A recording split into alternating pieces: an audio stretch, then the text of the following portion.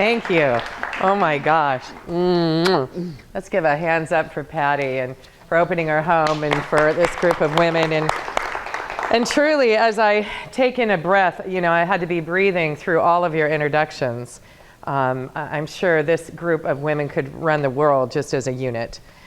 So I really admire all of you, and especially for all that you're up to and how you show up in the world and what you're doing for the people that are in your lives. I'm not surprised that you have so many levels of business. Usually AAA personalities, overachievers, have 1, 2, 3, 4, 5 things, and they're spinning more plates than a Chinese circus, and you know, they're at triple warp speed with their hair on fire, and some of that of which you have could be considered clutter as well. I don't know. We'd have to talk about that at depth.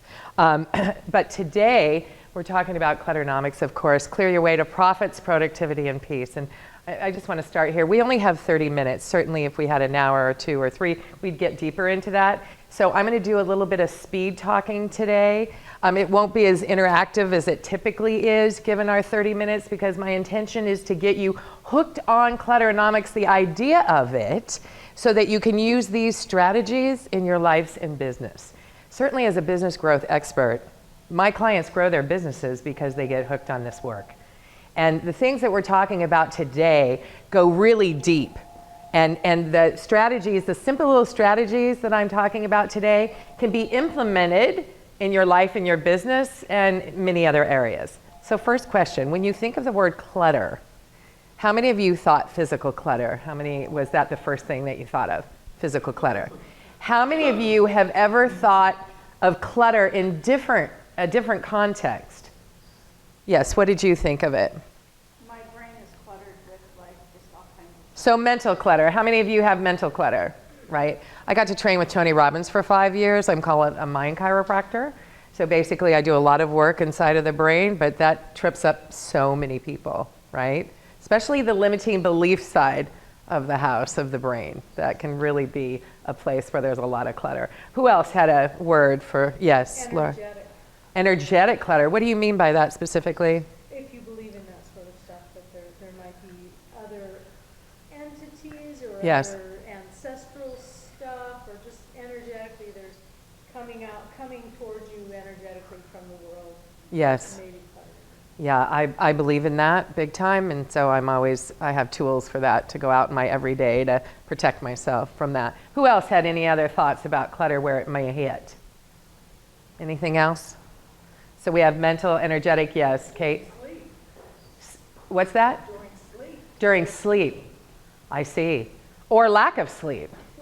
Because you have too much clutter under your bed, and you have too many things in your bedroom, and it's not a sanctuary, and so you're not getting sleep because of the clutter that's there, right? Hi, how are you? And your name is? Dana. Hi, Miss Dana. Welcome. Thank you. So anyway, I just want to briefly touch on this because Clutternomics, first people think of physical, but we're looking at mental, spiritual, financial clutter. How many of you live in a zero debt reality? I lived in zero debt for 13 years. I loved it. I have a small debt right now, but that's always my goal, to live in zero debt. So, and it provides a ton of freedom because there's so much clutter within that and all the interest rates and things of that nature.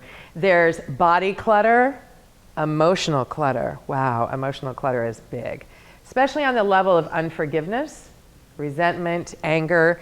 That all will make you sick. You know, I study with Louise Hay, and it goes, all that negative emotion gets locked into your cell. Over time, it will manifest into dis-ease. There's two-legged clutter in our lives. How many of you have people in your life that you'd like to bless them, release them, and let them prosper elsewhere? So two-legged clutter is also a big deal. Certainly, how many of you right now work from home and you get to choose the clients that you're working with? How many is in that position? Yeah, that's great. So it's really great when you're not living in scarcity, lack, or fear, and you only choose your perfect right clients. How many of you have chose a client based on the fact that you needed the money and it was a nightmare? Yeah. And then you pay for it over and over and over. Yes, right? So that's another form of clutter. So we're just going to be touching on a few of that today. Now, next question. On a scale of 1 to 10, with 10 being the worst, that's like hoarder. 10. That means a true essence of a hoarder. Some people might think they're hoarders, but they're really not, but they've labeled themselves that. My essence of a hoarder is that I can barely walk in the house. There's a little lane, and then it's stacked to the walls, and it's stacked. Every room is packed and filthy and nasty and rodent-laden. And one guy came to my seminar in San Jose last week, showed me pictures of his wife, and it was an interesting thing. I'd never seen it before. She was attached to food. That's what she hoarded. And they had up to the ceiling of food. Had you ever run across that? I just cleaned out somebody's pantry with her 2 garbage cans full of outdated food. Yeah, so it's interesting. So let's look at that. So on a scale of 1 to 10, with 10 being the worst, now we're just talking physical clutter here, and it's your own perception of your clutter. How many of you are 1 to 5, would you say? You're kind of 1 to 5 with your... 10 being worst? Worse, with your physical clutter, 1 to 5. Okay, how many of you are 6 to 10? Okay, great. Oh, Gene's questioning his wife's number. Like, honey, if I had to put a number on your number, I'd say maybe a 9. So anyway, it's all perception, right? Your husband's, oh, you're glad your husband's not here. That's funny. Okay, so let's look at this. Now, I always take this as a starting point, and I want you to think of a word. When you look at this picture, what is the word that comes to mind, or the feeling? Write that down real quick. When you look at this, what is that feeling or word, if you had to capture this in a word about this person who works at this desk? What is your word? Disorganized. Gene, disorganized. Anyone else? What's your word? Messy. Messy. Home? God bless you for your honesty. Chaos. Chaos. JJ. Junkie. Roz. Organized chaos. Interesting. And? Kate?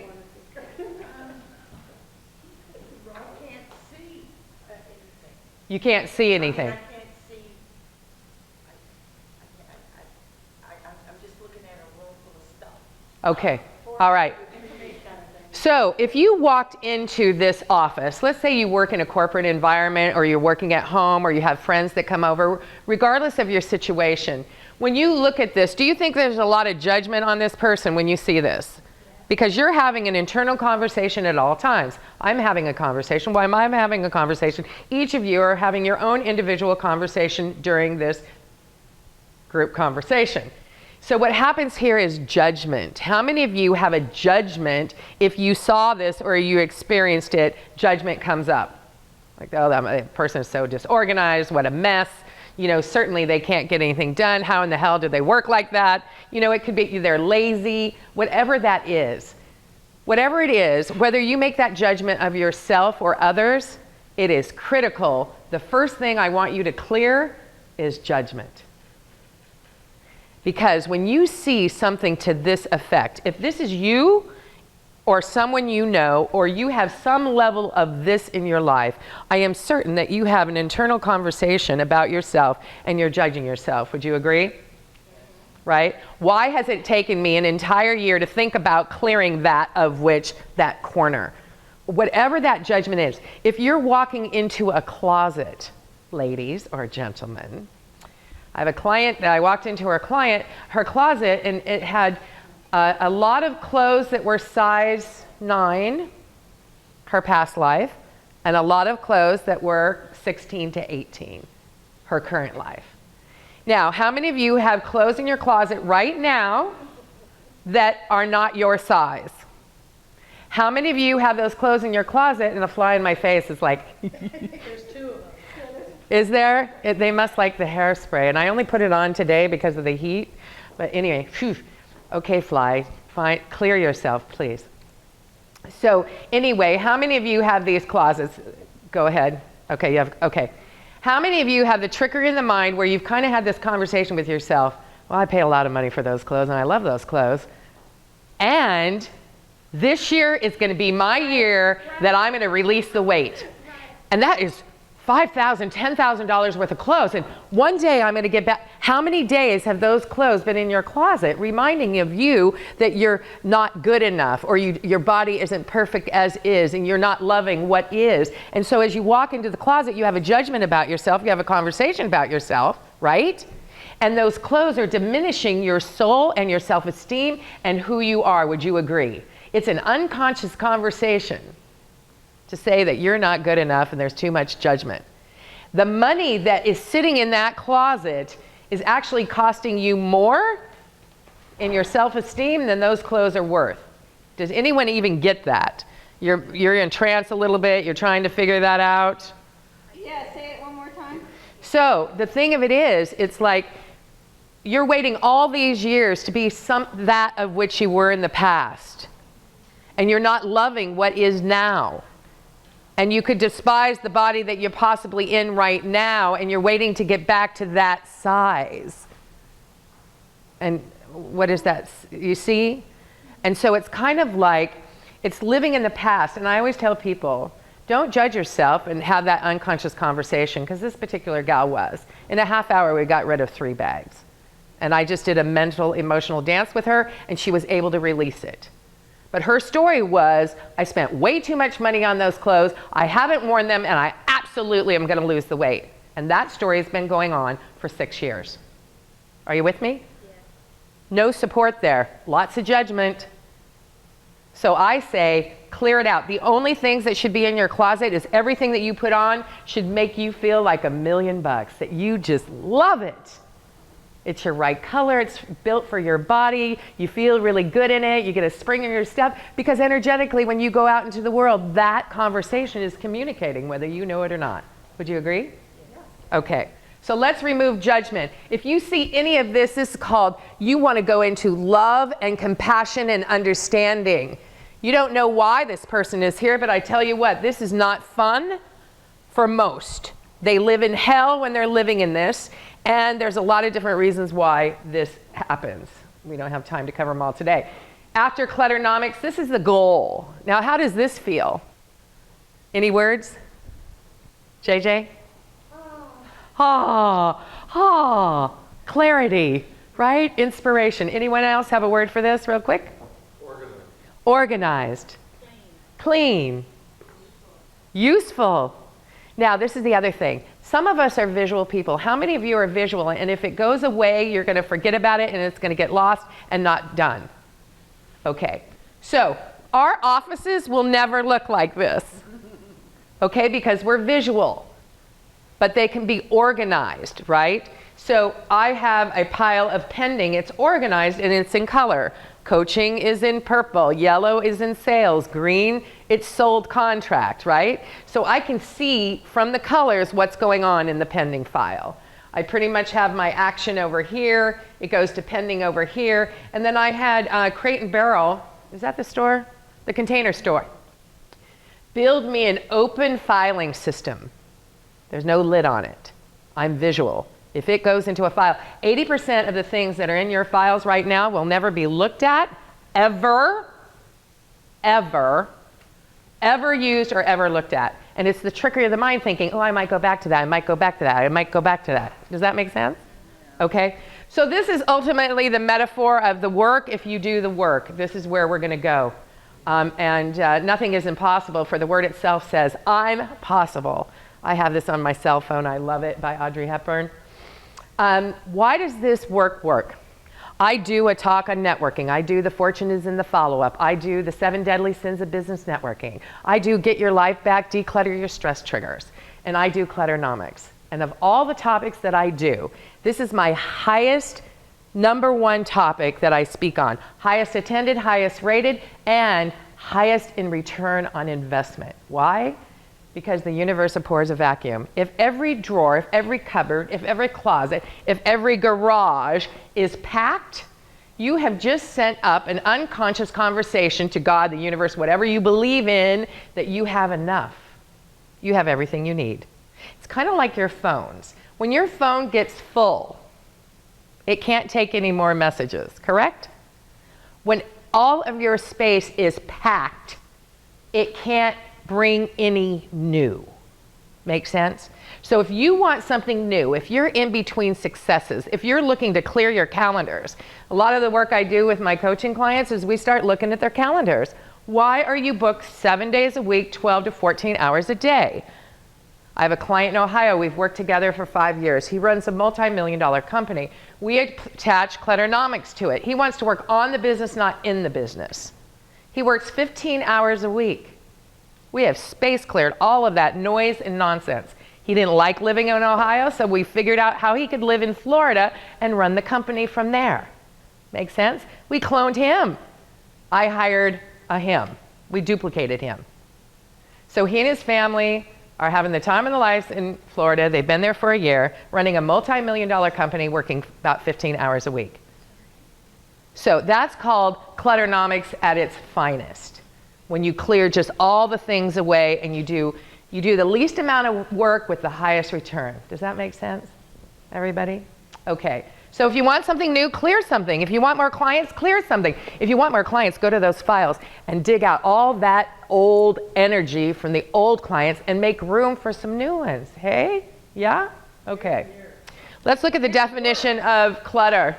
The word clutter derives from the Middle English word cloiter, which means to coagulate, and that's about as stuck as you can get. Clutter accumulates when energy stagnates, and likewise, energy stagnates when clutter accumulates. How many of you feel clutter in your body when you walk into a place and you can feel it? Anyone? Raise your hands. Where do you feel it, JJ? I get anxious. In your solar plexus, you get anxious. Yeah, Jean, where do you feel it? You don't. Okay.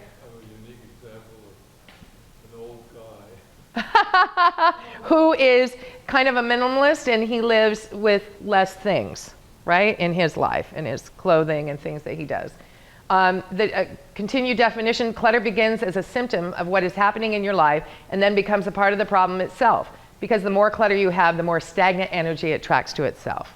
You can feel it. It just is stuck. It's gunky. I mean, look at your cars, look at your trunks, look at your glove compartments. Ugh. I can walk into a home, and it's interesting. I have a friend that I always stay with in San Jose. She's been hooked on Clutternomics for quite some time. She said every time I come, it inspires her to clear even more. I'm like, how much more can you go?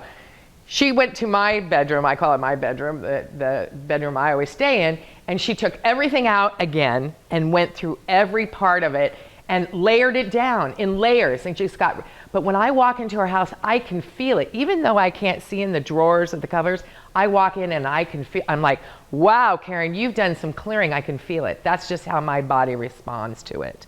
So people can feel it. So that's the clutter based on Karen Kingston's book, which I'll talk about in a minute. What is physical clutter? Let's look at this. Things that you do not use or love. If this applies to you, raise your hand. And I can share this PowerPoint with you. Just send me an email, okay? Say yes. Things that are untidy or disorganized. Hello? Yeah? Too many things in too small of a place. Hello? And anything unfinished. I tell you what, the biggest thing, if you're a AAA personality overachiever, if you have ADD or ADHD, which most creative souls do, wouldn't you agree? Laura, you can tell. If somebody is an entrepreneur and highly creative, they will always have messes. It's just the way we're wired. We're wired for inspiration. We're high producers. We can produce a lot of stuff, and we can create a lot of messes. Go like this, right? Do you agree with that? Does that describe you? Yes. So, you will always have a list of things that are unfinished, typically, because you're an idea person. You're producing, as long as you don't judge yourself for the stuff that doesn't get finished. Because you know, at this particular age, the things that are the most important always get finished. Would you agree? Right? So the things that matter. So don't beat up yourself about the things that are on a constant list that lower your self-esteem because you have yet to finish them. Just let it go. Let it go.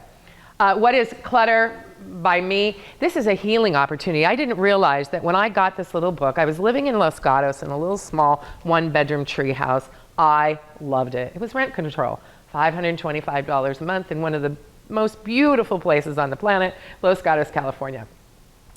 So my little 700, 800 square foot place kept getting a little bit smaller. I was there for 13 years. And as I'm there, I run across this book, Clear Your Clutter with Feng Shui by Karen Kingston. I had no idea that this simple little book would transform my life for the following 25 years and tens of thousands of my clients. I thought I was just about to clear some things out of my house. I had no idea that I could use the same thought, the same basis, these same tools, then to clear out the mental clutter, the financial clutter, the spiritual clutter, the two-legged clutter, the emotional clutter, and all of it. Because this is deeply transformative work. This is the work, ladies and gentlemen. It's so much fun. So I didn't know it was a healing opportunity. I didn't know. One of the things in her book, she talks about how many of you have things just in case? Just to get, all these just in casers. Now, what's interesting about just in case, that was kind of the first lane I went down to in healing, you know, the just in case. And I had so much just in case in my little one-bedroom apartment. You know, I was telling Patty when she met me at that talk that I literally had the one bedroom. There was 4 two-bedrooms. It was like a little Melrose apartment. It was so sweet. And there was a storage unit for each person above the garage. Well, I used my skills and my miscongeniality, past voting, to cajole them out of their spaces. Because I thought, you have 2 bedrooms. You have more than enough storage room. I need your space.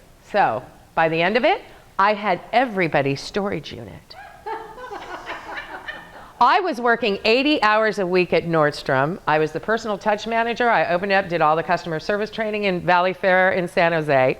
You could not see the floor of my room. Anyone else come in and do the dump? You get undressed and it's the dump, and then you do the dump, and then you do the dump. And I'm like 28 years old. And literally, this was my strategy for getting dressed in the morning. I wonder what I'm gonna...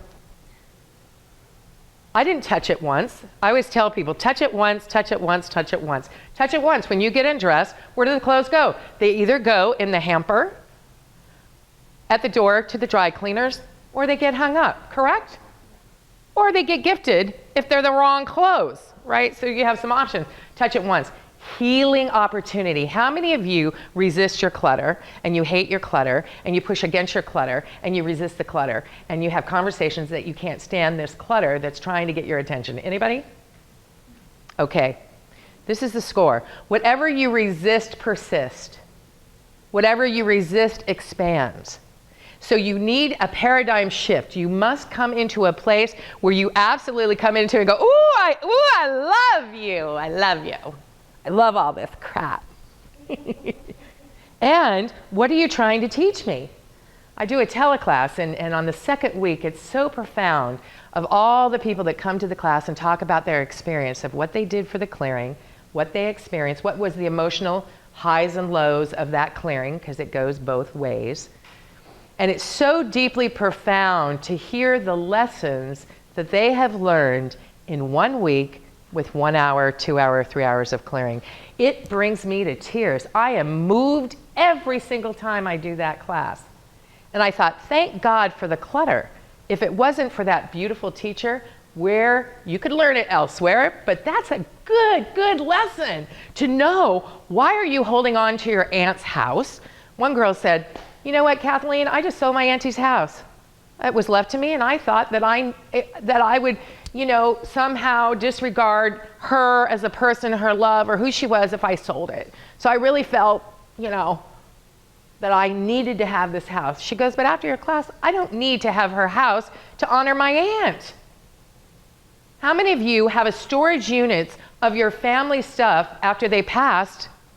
And it's kind of like, how much stuff do you need of your parents to remember them? I say this to clients all the time. Yeah, you know, really, but it's the story that they make up. Now, emotionally, if they have left you with their stuff and they didn't clear it before they transitioned off this planet, and now it's in your hands and you're paying for it and lugging it and emotionally having it. When you're emotionally ready, it will be much easier to release it. I always tell people, until you're ready, like I had all of my mother's St. John knits. She was a size 6, and I used to, you know, I tease her name's Bunny. I'm like, Ma, you couldn't die at a 14? You had to go at a 6? What am I going to do with all these St. John knits? But trickier than mine. Oh my God, they're 700, 500, they're 1,000. And I'm thinking, well, one day I might be a size 6 and I might be able to wear the St. John knit. And by the time I could do that, hell, they'd probably be eaten by moths or whatever. I'm not going to learn to sew to put them together and go out in this outfit. Like, what the hell? So finally, it's amazing what we think. The keeps is so attached. So finally, I was able to gift them all. I don't cook. I got 12 of her 750 cookbooks. I was clearly into Clutternomics when she transitioned. I said, Daddy, send me like 12 books. He sent them. For a while, I had them. I never used them. They just sat there. I said, Ma, you know what we're going to do with these books, bud? We're going to give them to friends that actually cook. Ooh, Yumi, here's some books. Great thing. I go over to Yumi's to work out. She's got the book. It's earmarked. She's making a meal out of my mom's cookbook. That would never happen in my house. Gone. So, as you're emotionally ready, the layers will start going, okay? It has to be your BFF. You have to make it your friend. As long as you resist it, it will not go away. It will always be present for you to learn something. Okay. Why do people keep clutter? Whew. Now, the just-in-casers. My just-in-case was a spare change can. And I had lots, but the biggest one was a spare change can. And I kept it just in case because when I first got to California, I had a Blue Cross appointment on Friday, and I was in a horrific car accident Thursday night, tossed out of a car at 50 miles an hour, and broke my ankle in 3 places. While I'm on a friend's couch, I was able to get on food stamps and welfare and kind of do that thing, right? Thank God. And I had this spare change can just in case. Certainly,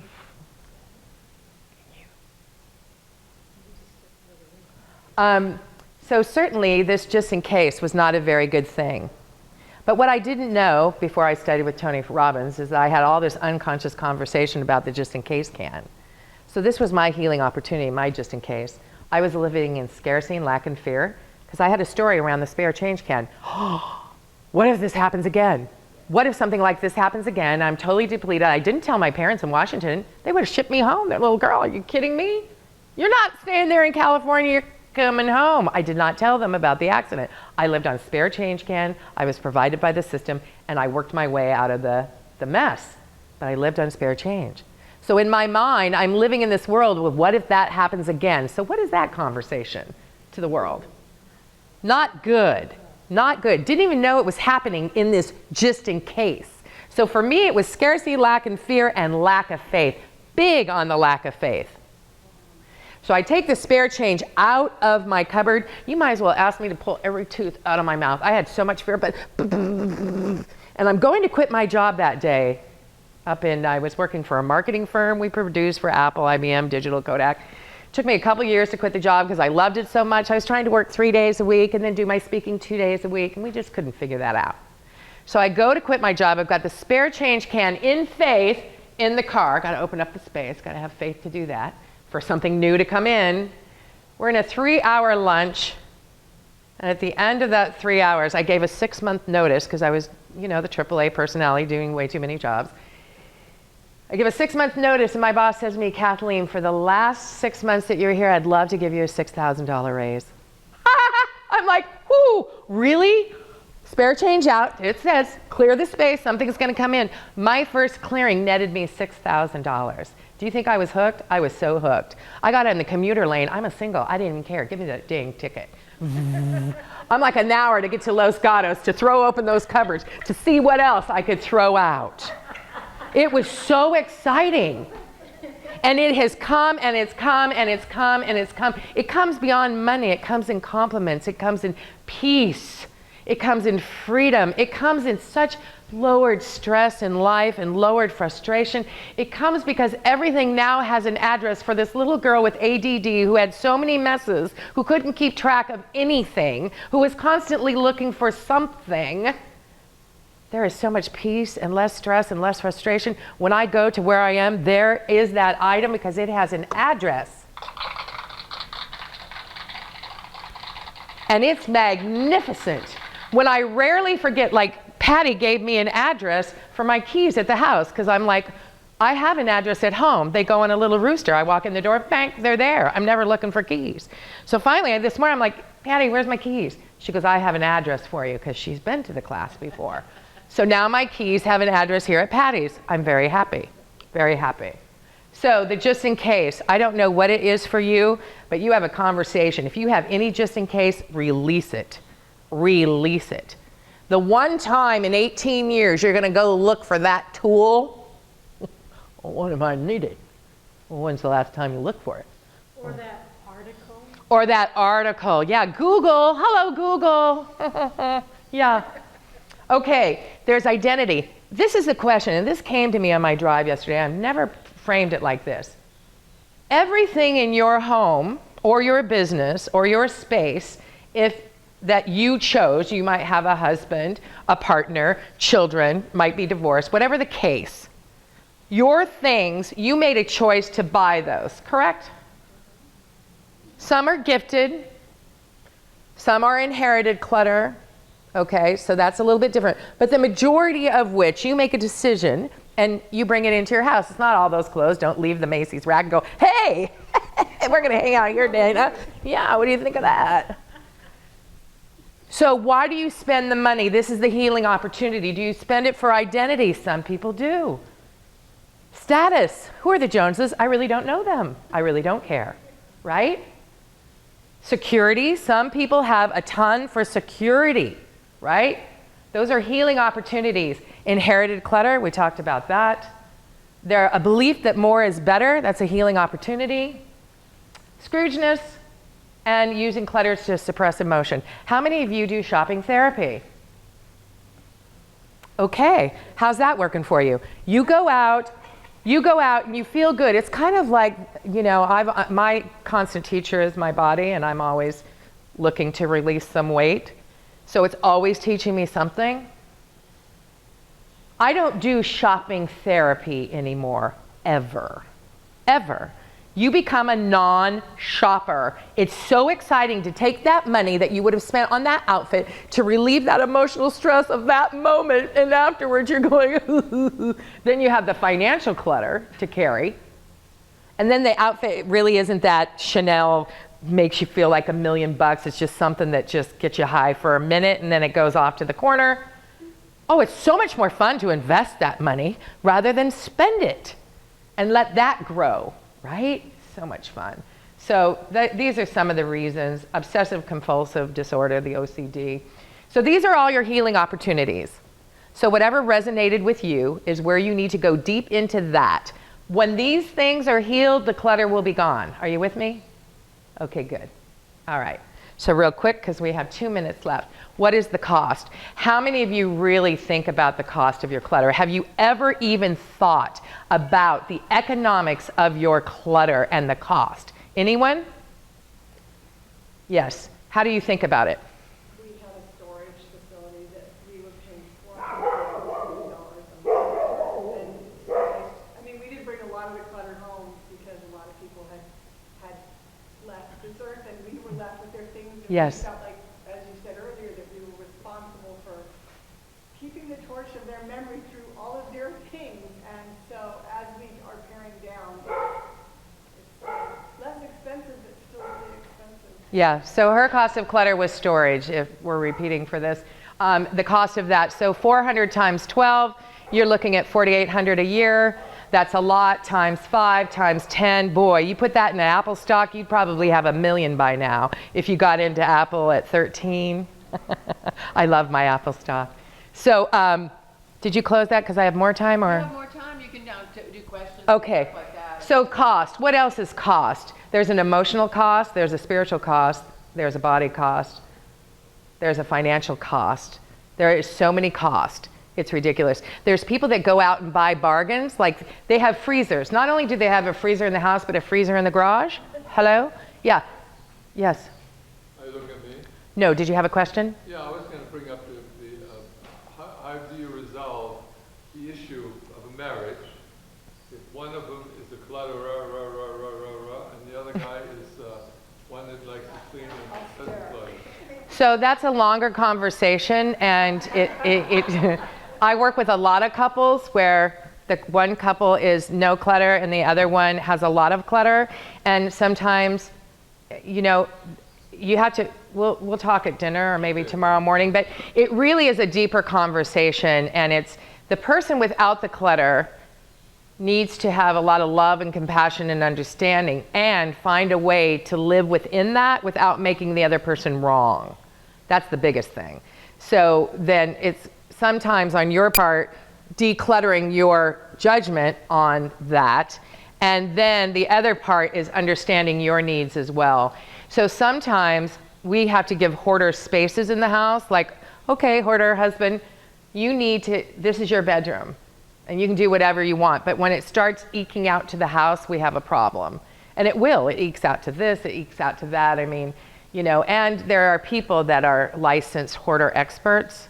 So I might refer you. We'll talk about it later. Yeah, okay.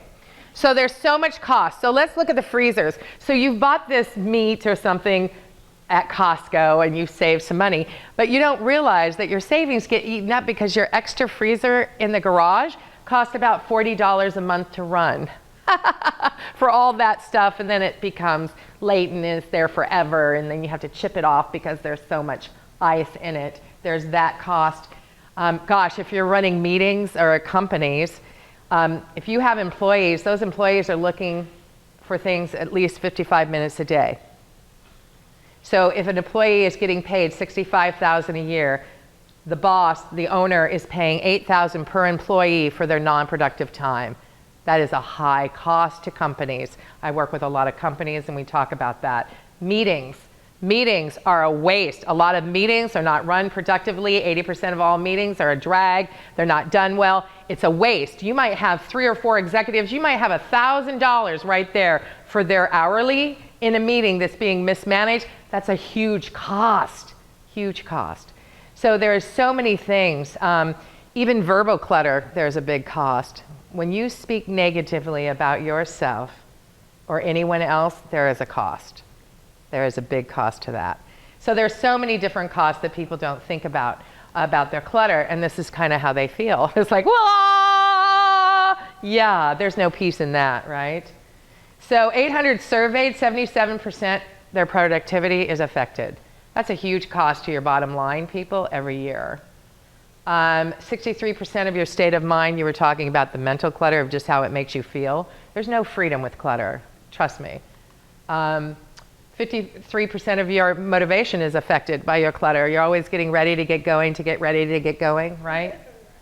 40% of your happiness is affected by clutter. 38% your professional image, and 20% relationships. See, we have a relationship that's challenged. Some of our relationships, depending on the amount of clutter, end up in divorce. They can't figure it out. So you're out of order, basically, right? So each mess is a lock on the gateway which keeps abundance away. I got to speak with Raymond Aaron at an event, and I love this quote. Each mess is a lock on the gate which keeps abundance away. So this is the thing. If you choose to keep something, just know that you're choosing to keep abundance from coming in. It's taking up space. It must go for something new to come in. Does that make sense? It's pretty simple. So everything you're hanging on to based on your story. Now, Patty and Jean are getting ready to move. Now, if I take this item, this has no story to me. I could take it and, you know, we could consign it or whatever. There's no story, but Patty or Jean might have a story about this, and it might be a really long story of why they have to keep it. The longer the story, the more this item is not going away. Does that make sense? There's a dress or there's something, you know, Jean was talking about shirts last night that Patty bought, and he was reluctant to give them away because Patty bought that for him. It was a gift. And somehow, on some level, it would disregard her gift. And I said, the gift is in the intention of giving. It's not in the thing. So you could never disregard your wife or her feelings or anything, because that's not the story. So it's very easy. So now Jean gets to go up and get rid of a bunch of stuff that he'd love to get rid of. Whee! He has the freedom now to go, wow. And she said, yeah, Jean, go ahead. Well, I'm going to make that happen. I'm here for 24 more hours, so rock it. Rock it while I'm here, Jean. So let's give you some quick start trips before we let you go today. A clearing promise. Everybody hold up the right hand. This is really, really important because you'll get hooked on Clutternomics and then you want your spouse to do it or your partner to do it or your children to do it. No, this is only for you because your clutter is your healing opportunity. I promise to not touch anyone else's clutter but my own. It's so true. Do not use passive-aggressive conversations with people in the house to get them hooked on Clutternomics, right? You don't have to repeat that. Don't buy them a book and leave it out on the counter in hopes that they'll read it. That's not, this is only for you. Can I capture my own home though and put all their stuff back in their room? Yes, Okay. you can. I can move it. Yes, that's their real estate. It needs to go into their place and they get to deal with it. You absolutely can. But let them know, have a family meeting and tell them what's going on and the benefits of the why, and this is what we're gonna do. Okay, great. So that's the clearing process. Let's look at your personal opportunity zones. Everybody write one zone down that drives you crazy. I mean, it makes you cray. Is it the garage? Is it the office? Is it your desk? What is that zone in your home? The living room, the dining room, the basement, the attic. What is it? What is that one zone, your opportunity zone for healing? You got yours? Tell me your name again, Tracy. And garage. Yes. Desk. Closet. JJ. Office. Jean. Garage, closet, cupboards. For your wife or for yourself? Dana. Studio. And yes, I haven't met you. Dining room. Office. Filing cabinets. Office. Bedroom office. Bed. You never want a bed office in your bedroom. So the first thing you want to do is clear that if you can and find another space for it. No family pictures in the bedroom, nothing under the bed, no electronics, no TV, typically in bedrooms. It's a complete sanctuary, and you'll see that in the feng shui of it, but you'll sleep a lot better, and your dreams will transform as well. Yeah. Okay, so write that zone down now. What you're gonna do is when you're in that zone, think 80-20. For instance, in a closet, if I went up to Patty's closet and I rifled through it with her for an hour, I could get rid of 6 bags very easily with her. And we would move really fast because she would pay me an hourly and we go, you know. So if it's $400 an hour, she'll move a lot quicker, right? And she's very intentional if there's a price on it, right? So this is the deal. You go in and think 80-20. You are only wearing 20% of your clothes. Would you agree? You're wearing 20% of your clothes. You're listening to 20% of your CDs. You use 20% of your apps. When I go into a business and work with a client, 20% of their clientele is bringing in 80% of their income.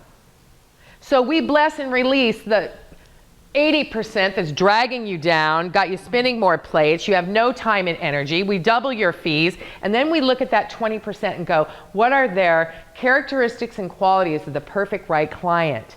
And then we duplicate that. So you can work a lot less, doing a lot more. Does that make sense? So think 80-20 in your zones. Know when you walk into the garage, that 20% of what is in that garage is anything that you may need. The rest of it, see ya. I know, you got a lot of stories and you could tell me all day long of why you need to keep them all, but that's my job as a mind chiropractor to get in there and go. So think 80-20. Think everything has an address. This really helps. Now, it took me 8 years to get to maintenance, people. I want you to be kind and gentle with yourself. Know that this is a process. Some of you, if you have the means, hire a professional organizing team, have them come in a weekend, depending on your space. This might take a month to do this place every weekend. But depending on your place, you can pretty much scale in. If you get a professional organizer to come in, you can knock it out. Bam. And then you schedule maintenance. Does that make sense? Because if you're a AAA personality, overachiever, ADD, ADHD, bipolar, depressed, entrepreneurial, you're going to have a mess. And you just need a consistent strategy to keep it clear. Make sense? Now, that awkward moment when you put something in a safe place and you don't lose it, and then you forget where the safe place is. How does that happen? Right? Oh my gosh, it always happens. I have to write things on an Excel sheet if they get a new address, because I'm like, where was that address? Think, touch it once. It's a beautiful thing. Touch it once. Now, I work at a very high speed because of the AD. I'm all over the place. But when I have to focus, I really focus. I am in that Zen moment where I stay with the stuff. I put it where it goes. I could just collect it and go, that's the old me. The new me goes, okay, where does the sound machine go? It's in my purse because I laugh all the time with it. The buttons go, the money goes, the hand clip goes, you know, everything has an address. Does that make sense? So just keep it where it's supposed to go. If you live with somebody, then you have to conjoin addresses. You have to say, okay, honey, does it make sense to put the plates here? This is the address for the plates. If you have children, children across America hate me. Well, why? I'm surprised I don't have a hate YouTube video with children. Because now the parents say when the kids come in and dump all their stuff in the middle of the room, their mothers or fathers go, honey, excuse me, is that the address? Where's your book bag go? It goes in the bedroom. Oh, and where does that coat go? On your coat rack. And where do your shoes go? In the closet. Fantastic. Then you know what you need to do. Find the address. And then they take it off and go. So that's a trick that helps. Where's the flicker switcher? Okay. And then when I send this to you, these are some questions that I grabbed. You know, is the item something you use regularly? Is it something you love? All these, keeping out obligations. So I'll send you this, but these are my 2 questions. Down to the nit grit, make it really easy. It's all out. You ask 2 questions. Do I love it? Do I love it? Not do I like it? No, do I love it? And am I using it on a regular basis? Now, if you're a hoarder, you need to hire someone because you're going to love everything.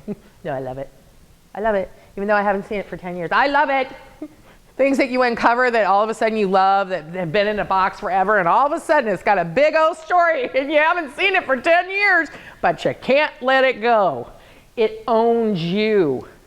It owns you, if you know it or not. And one day you might arrive at that. So what are the questions? Do you what? Love it. Do you love it, and are you using it? Do you love it? Say it again. Do you love it or are you using it? Do you love it, and are you using it? So if it gets a no, it goes in a pile. I don't do garage sales. I don't do consignment. I don't do anything. I just gift it. That's my strategy. When people suck the life out of you, wouldn't it be nice if they took some fat too? Listen, verbal clutter. If you're gossiping, clear it, stop it. As you talk about someone else, you're talking about yourself. It's the truth, right? Action steps. I want you to buy and read Karen's book, 80-20 principle. I think this is magnificent. I changed my whole financial strategy, investment strategy, based on Richard's work. My portfolio is up about 55% in the last 3 years. I don't do diversified anymore. I choose a stock, I love it, and I check it every single day. So that's a little things that I've learned. Block 1 hour a week. That's all I'm asking, 1 hour. Does everyone go into your zone 1 hour this week? Can you commit to that? Say yes. Yes, 1 hour. You go in, you take everything out, you look at it, do I love it, do I need it? You start, and then when it goes back, put it back in order. Think containers, even in your drawers. Your drawers, my socks used to have like this big old party, the black socks. And so they would party with the running socks and the knee highs and the nylons, and they would, you know, kind of, you know, what are they doing in there? And all of a sudden I put little containers in my drawer. Now they have their little space. Running socks go here, nylons go here. You know, everybody has a little container and everybody's happy, including me, okay? Focus on your number 1 zone first. Some of you with ADD will be cruising around. You'll go, whoa, we need something real quick. You'll go to the kitchen and do a drawer. You'll start in the refrigerator. There is no right or wrong way to do it. Whatever way you want to do it, do it. Does that make sense? Is everybody with me? Say yes? Yes. Okay. And interview and hire some support. If you have the means, hire somebody. I'm sorry you're not doing it anymore, Laura, or everybody could hire you. Clear out your O zone, your opportunity list, okay? And after Clutternomics. There we are. In there, National Association of Professional Organizers is a phenomenal group. There's Life Hacker if you want to calculate your life cost. Organizing for Your Brain Type is a book. There's the book that might help you. I've got some resources here, Dana and Dr. Regina Lark. She's a hoarding expert, and she also works with people that are unorganizationally challenged.